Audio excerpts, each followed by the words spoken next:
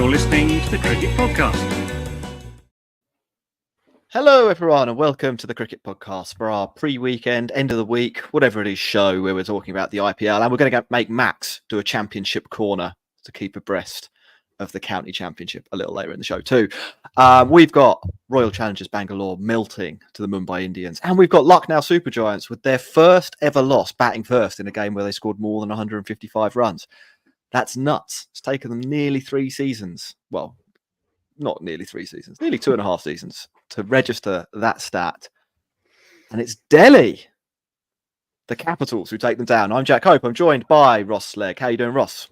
Yeah, I'm good, thanks, mate. In my head, all I've got is the little inner chimp of mine going, IPL, IPL, IPL. And I don't know why, but I'm clearly pumped for a Friday night show. Yeah. Max, how you doing? Yeah, good. Enjoy it. So the pre-weekend show, the pre-kend, we could call it the pre-kend show. Or Friday, TTP's as it's show. traditionally been known in hundreds of years. Before we get into the podcast, let me remind you that you need to be clicking the follow button, the like button, the subscribe button, leaving us comments, leaving us reviews, heading over to our Patreon, patreon.com/the Cricket Pod, giving us all of your money, and going over to our 2 sponsors, Serious Cricket and Manscaped, to purchase your cricketing and ball shaving equipment. Max, what happened today in the cricket? Let's do today first.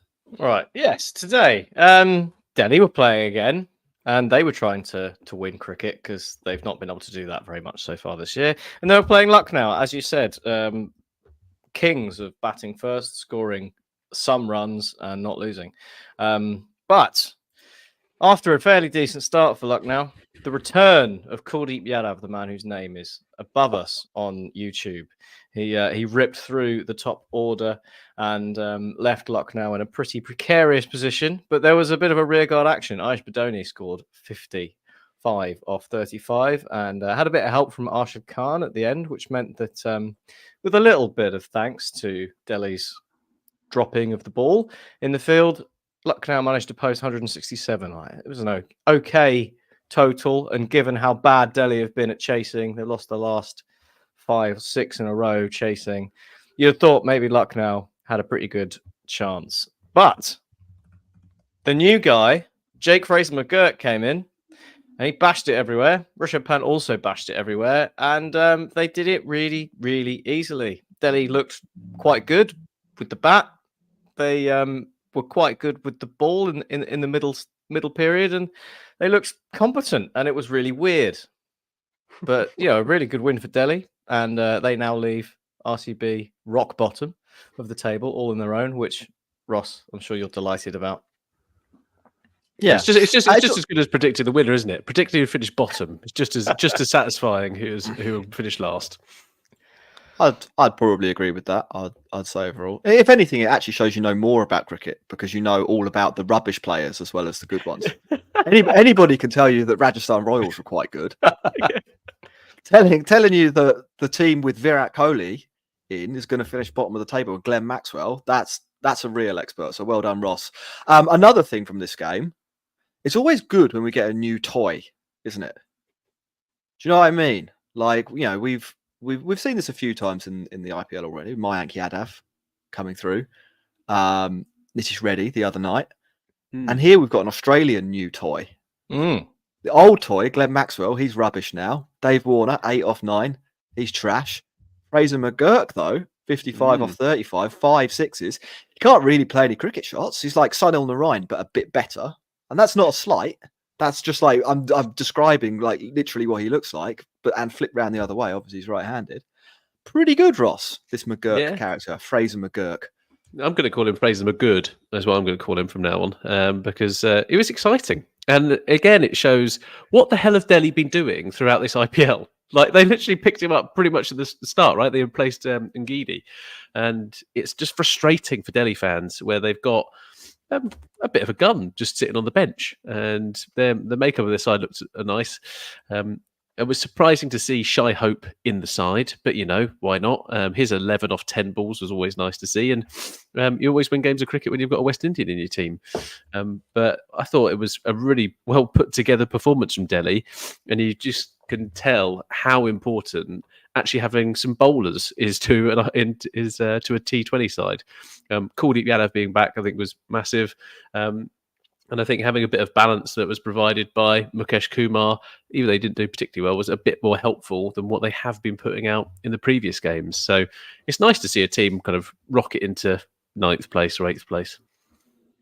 Max, what did you make of Delhi? I think Ross is right. They looked pretty competent. They looked efficient. Kuldeep was back. Anrik Nortje, after multiple absolute flayings, dropped from the team. Yeah. Are Delhi going to make the charge? Are they the new Mumbai Indians? Are they the team that everyone will be looking over their shoulder at? Well, it's a bit odd, Delhi, because they 4 overseas slots, right, and they played 4 overseas batters, and there's probably 2 reasons you'd do that. One is that you've got absolutely elite local bowlers, so you don't necessarily need to play any overseas bowlers. Kuldeep Yadav, definitely elite. Khalil Ahmed, Mukesh Kumar, and a 400-year-old Ishant Sharma, probably not elite. Middling. So, I'm not sure about that. The other one, I suppose, is that you literally have the 4 best batters in the entire world, and you can't not play them. David Warner is also about 400 years old. Jake Fraser-McGurk, yeah, right. Got the fastest ever list day century, but never played in the IPL before. Tristan Stubbs looks very talented, but having a great season. Tristan Stubbs, great season. Yeah, I mean, but again, like young, not necessarily completely proven. And then Shy Hope is also there for some bizarre reason. So it's mascot. It's odd. Like it shouldn't really work, and it is just like it's a one-off game, and it has worked. But there's potentially something to work with. Like Kuldeep Yadav being back is massive for them. It gives them so much more potency in the middle overs that they really didn't have prior to that. Aksar's a good bowler, but he's not gonna take wickets and win you games in the same way that someone like Kuldeep Yadav can do. So that's big for them. And yeah, I mean the batting works. Like it was exciting. That was the thing. Like they've got some players in there where you think, I'm pretty sure Fraser-McGurk and Rishabh Pant and Tristan Stubbs. I mean, there's proper fireworks in that order. So they could be fun. Like if it goes well, they could be fun. David Warner obviously took a blow on the hand today and was icing it afterwards. He looked pretty sore, so that might be him was out it the for a same bit. hand he punched Joe Root with? Do we know? Quite possibly. I think it was his left. So I assume he's a southpaw. Max, I like what you're saying about this. I like that it's a bit confusing. Delhi have got a bit weird. They did it in the first game as well. Shy Hope being in the team makes no sense to me whatsoever. They're literally a domestic talent could be there. They've got a couple of bowlers. Like Jai Richardson could have played. Lizard Williams they've picked up as a replacement could have had a go here. They're close to getting it right, but I'm just not convinced by Shy Hope being the side. I wouldn't be surprised. I don't think Max is saying that Delhi are good. I don't think that's the discussion. I think Max is saying that Delhi previously were completely useless and not worth watching, and now, in theory, Jake Fraser-McGurk could hit loads of runs, and that would be fun. Yeah. And Rishabh Pant has looked better. I opened up by saying there is 2 reasons to play 4 overseas batters, and Delhi have neither of them. So, the point is they're still very broken, but there's something in there that could be a bit of fun. It's not. I don't think it's going to be long-term successful, but it was good. It was enjoyable to watch, and Jake Fraser-McGurk could follow this up with 5 scores of 4, and that would be fun too. But that would be fun too. As it's going to be known, the Devdutt Padikal. The Devdutt Padikal. Jake Fraser-McFraud. That's what we start calling him. It is good to see Pant back in action as well. I mean, earlier in the season, he looked not that good. Looked like a man who hadn't played any serious cricket for, best part of 18 months. And in this game, and in the last game, and in the game before that, he's looked, I think, better and better. And I know he has higher scores than what he achieved today, but I thought he looked excellent. I think he's like we don't know what the thought process of the Indian selectors is, and you're a fool if you try and figure that out. We don't know whether Rishabh Pant was figuring in their T20 World Cup plans or whether they wanted to have a look at him. But if they are having a look at him, Max, they should be liking what they're seeing, shouldn't they? Like this is a left-handed hitter who can bat in the middle order and be your wicketkeeper. This is what India are crying out for. This is the real deal, Rishabh Pant. This isn't injured Rishabh Pant. It's not Johnny Bairstow downgrade. This is good. It's ideal, and I think we were, the pace that this has come is really encouraging and surprising as well. Because I mean, it was a week out from the tournament that we were in a position where Delhi was saying, yeah, he'll start the first half of the tournament as a batter, and then maybe he'll keep in the second half. I mean, only a month before that, we weren't sure whether he was going to actually start the tournament. Then he was keeping in the first game. So like the recovery's been amazing. He looked pretty decent in the first game behind the stump. Second game didn't go so well, but the batting looked there. And yeah, now you can really see like there's the proper punch shots are there. And you're absolutely right in terms of India. I mean, I've been playing around with like what India. I mean, there's an embarrassment of riches of like who India could pick in terms of their like batting order. Who they will pick will be probably very, very different from that. But one of the things that stands out is left-handers. Like you've got Jaiswal at the top, but aside from that, like you've got pretty much just a run of right-handers. So until you get down to maybe Jadeja, so stick Pant in, Ross, and looks good. I want to say something that I rarely say on this podcast. And Max, KL Rahul batted well today. I was going to say this about the LSG. You've moved us on well. He did bat well, didn't he, Ross? Yeah.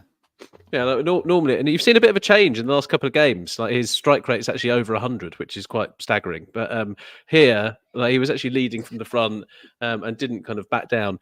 Devdutt Padikkal is, well, God, the poor guy. He is on a run of form, which you do not want to be in right now.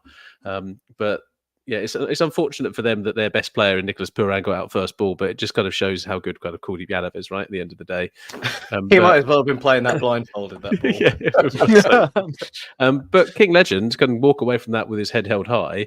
The team might have lost, and he might be sitting there going, "Do you know what? Actually, I shouldn't have batted like that." But actually, you're going to win more games of cricket batting like that with your other teammates actually contribute to it rather than actually sitting there getting kind of 60 off 45, 50 balls. Do you think it's the kind of situation that he'll use and be like, see, I told you, if I just knocked it down. I definitely think it would be. It would definitely be that confirmation bias, definitely. But we'll give him credit where it's due because we don't do that on that.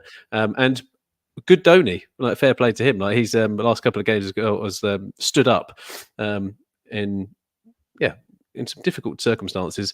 Arshad Khan, not quite the lower order hitter they'd required, but in that kind of situation. He was batting 9, to be fair to him. Yeah, I think you're doing pretty well if you're batting at 9 and you get 20 off 16 balls.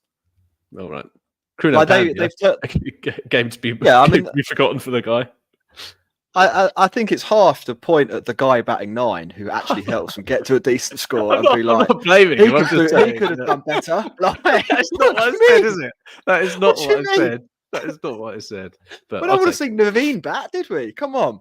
Let's be serious here. Like, I don't think there's much more to say from this game. And obviously, it's a bit of a shock result. Lucknow losing at home, batting first, putting a decent score on the board, but. And they fell into the Delhi vortex a little bit. And Kuldeep, as you said, Max did bowl really well at exactly the right time to bowl really well as well. It's all well and good doing your good bowling to the dross, but getting out the guy on 39 of 22, the best player in the team for a Golden Duck, and Stoinis, who's been having a quietly good season, that's good from Kuldeep. Were you sad, Max? Final thing, were you sad to lose your bet? Well, no, because I won the Ravi Bishnoi side of the bet, so cool. That was fine. Yeah, for the people who are wondering what on earth we're talking about, I was having a look at the odds for bowlers to take the most wickets on each side, and basically everyone was 4-1. So I put 50p on Khalil Ahmed and 50p on Ravi Bishnoi for a laugh. Well, watch out. Khalil Ahmed would have had it if Prithvi Shaw could catch. Or Khalil Ahmed could catch. Or Khalil Ahmed could catch, yeah. Could have been a really good day for my bank account. £4. We need to take a break and then we're going to come back. We've got RCB in Mumbai. You're listening to the Cricket Podcast.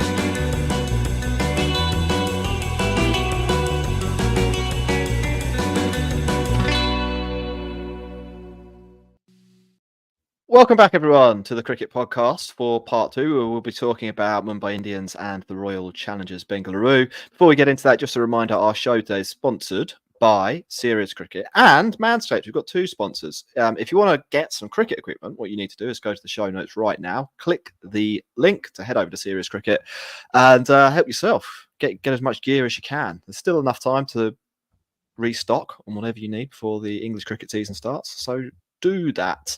At Manscaped, use the code CricketPod for 20% off plus free shipping.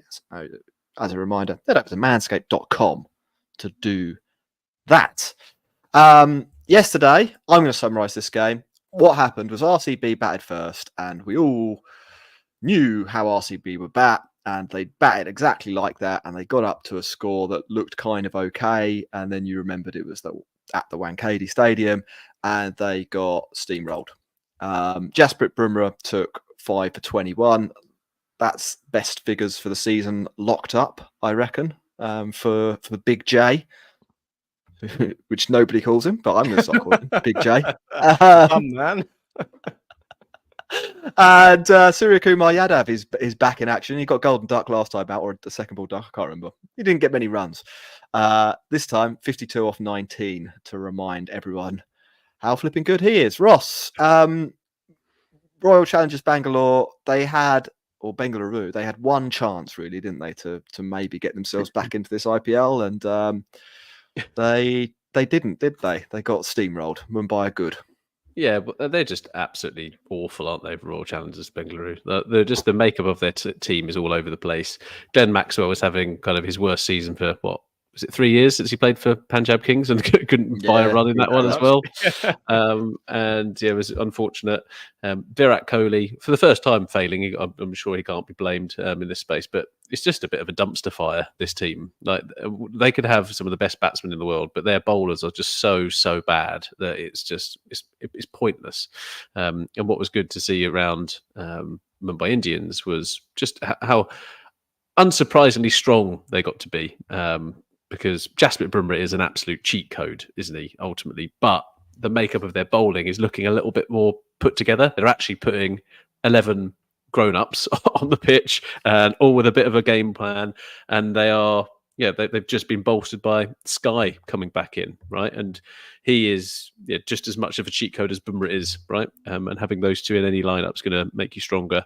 So I'd be very wary if you're coming up against Mumbai in the next kind of few games.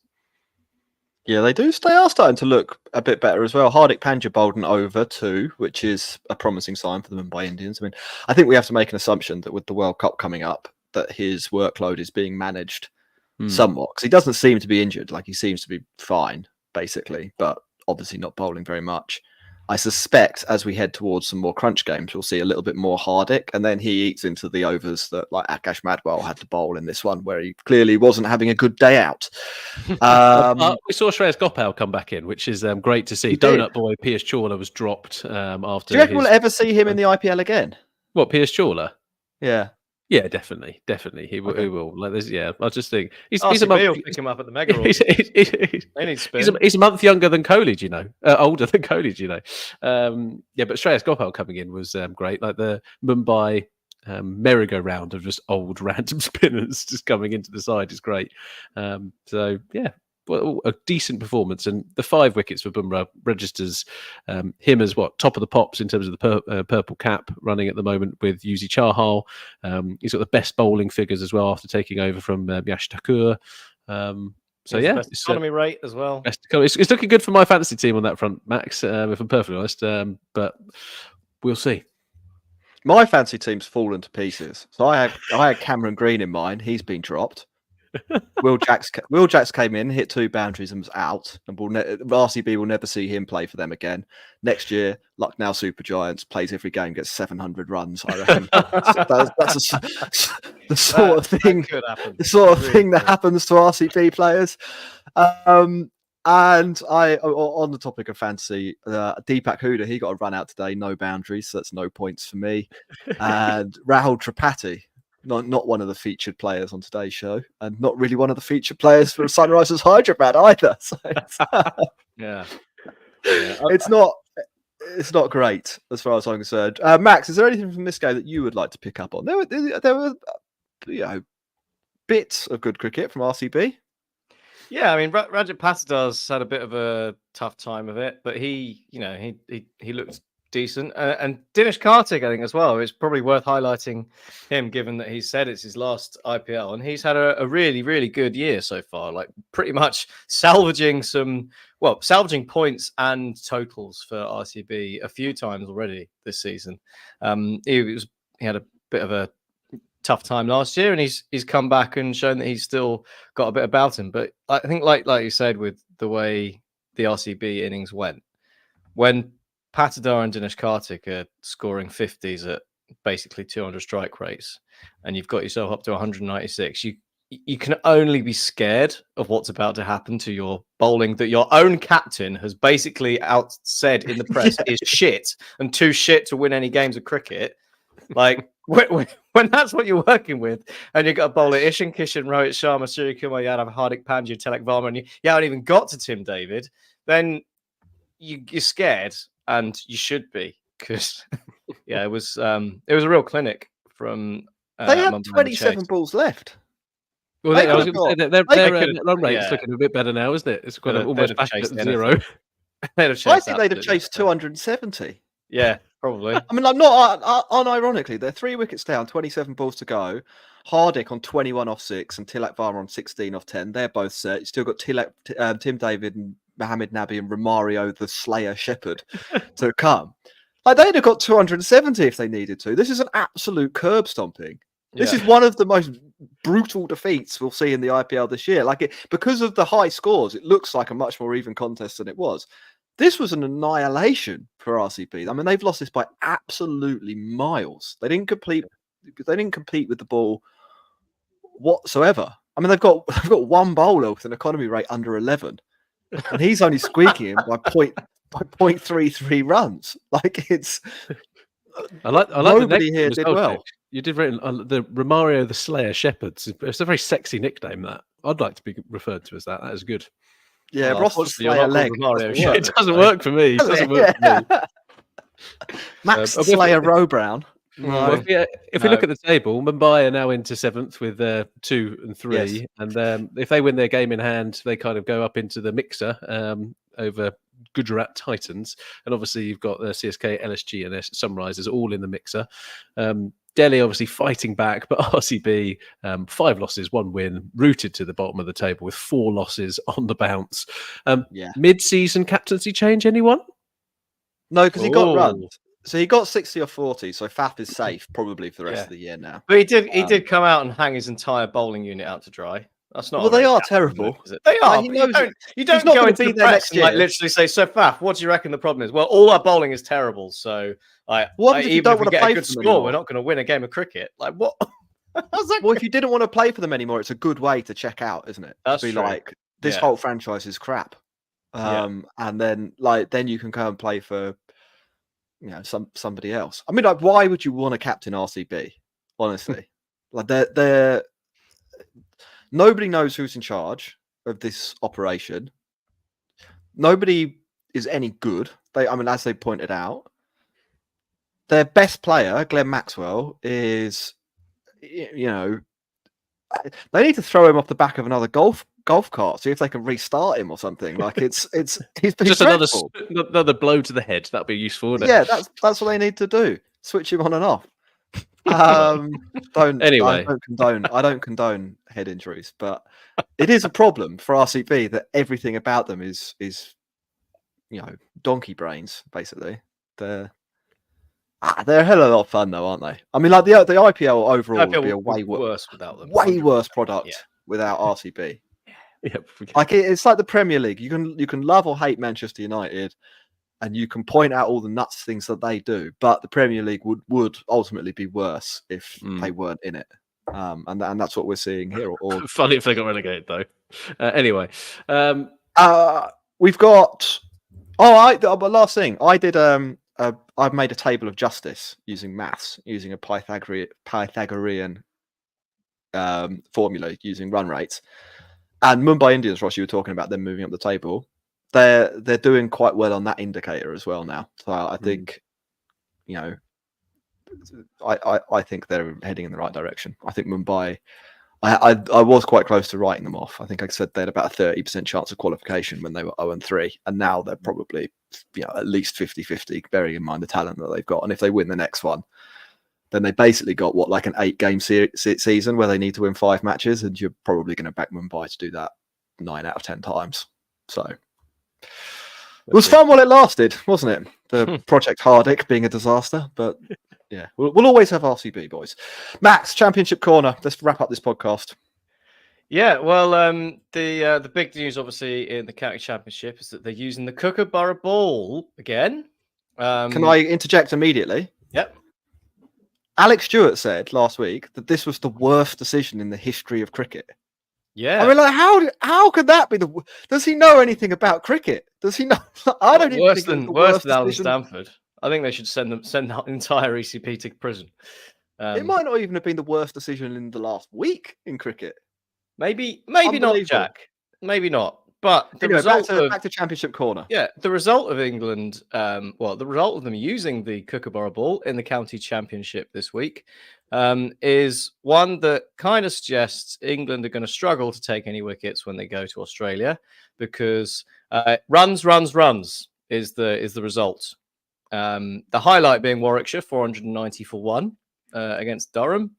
We have to remember as well, like it's April in the UK. It's spring and it hasn't stopped raining for about 6 months. You should not be able to score any runs on any pitch anywhere, and people are just making hay. I mean, Sam Northeast scored 335 last week, which is record score in English first class cricket, overtaking 333 at Lords. At Lords, Brian Lara got 501. Yes, sorry, at Lords. And it's just carried on, basically. Everyone scored loads of runs, and it's kind of sucks. I don't know if it does suck. I actually quite like it. I know Dan was on last week and we talked about the Kookaburra ball and he wasn't happy. I quite like that they're changing things up a little bit, and it means people have to do things differently. And somebody who has done things differently is a guy called Cameron Steele, playing for Surrey. Leg spinner. Oh, yeah. Somerset today, if people don't know, they were at one stage, Ross, you'll love this, 196 for 1. And then at another stage were 216 for 8. They added 20 runs for the full. Gus Atkinson got involved in that as well, to be fair. 3 wickets for Gus Atkinson. A mix of a bit of gas and leg spin, nice. Yeah, that's a good combination. Cameron still did the work. Cameron still did the work last week as well at Lancashire.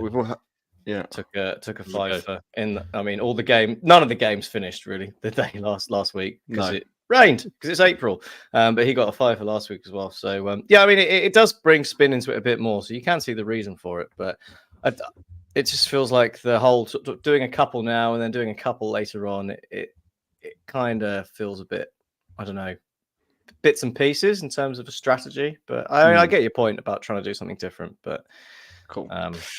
Yeah. Right. That's Championship Corner. I will say, Max, Ross is 1-0 up on Championship Corners this year. Ross smashed it out the court, and he didn't even know Championship Corner was a thing. No, neither did I. I said, that's Championship Corner. Well, look, now you both know that someone's going to have to do Championship Corner. So we'll see how this battle develops. If it's anything like the quiz, Max, I expect you to come back over the course of perhaps 4 or 5 years.